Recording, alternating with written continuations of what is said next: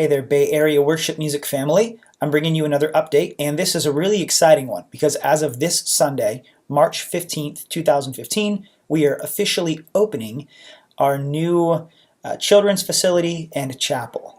So it's big stuff because that's part of the initiative Beyond 84 Room for People. We are officially, as of this week, making that room for people so that they can be impacted by the gospel every single weekend here at Bay Area. So thank you for your role in that you've had thus far if you've been giving and praying for it, as well as our role as we move forward in providing 2 live worship music experiences every single weekend with that softer sound in the chapel and our more anthemic sound, bigger sound over in the gym each and every weekend. Now, here's how that's going to work. We will still have 3 gatherings. They will still take place at 8, 9:30, and 11:15. Here's what that will look like. If you come at 8 o'clock, that softer sound will be in the chapel, but there will not be a service in the gym. It will only be in the chapel with the band providing the softer sound, and then there will be a live message. So Pat, Greg, or whoever is preaching that Sunday will be there in the flesh preaching in the chapel space.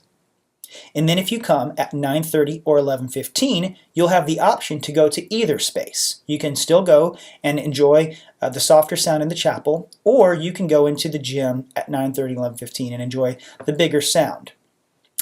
At those hours, that is when the message will be preached from the gym, and it will be video fed over to the chapel space.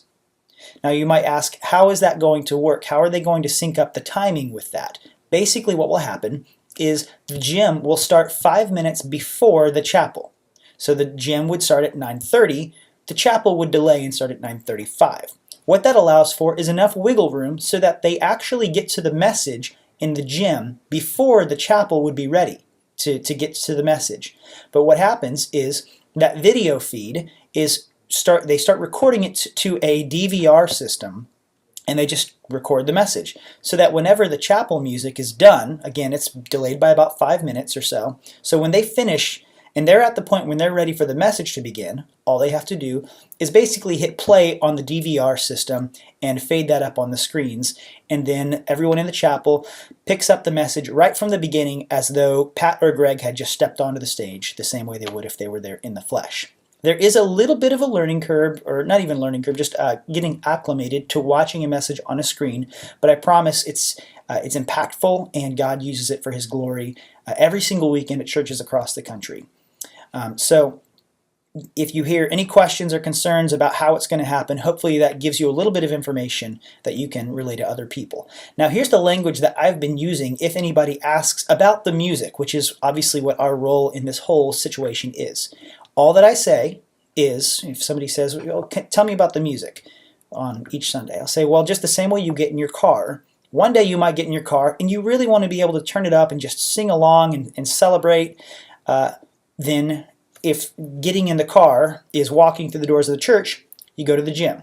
Another day you might get in your car and you really feel like you just need to kind of rest and listen to something a little softer, a little more contemplative, and you turn that on your radio. In the same way, you walk through the doors, and if that's your mood, you go to the chapel space.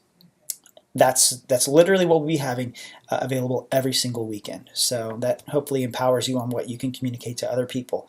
We'll also be going to that set rotation very, very soon. I appreciate your patience if you've been waiting to find out which weeks you're going to be on.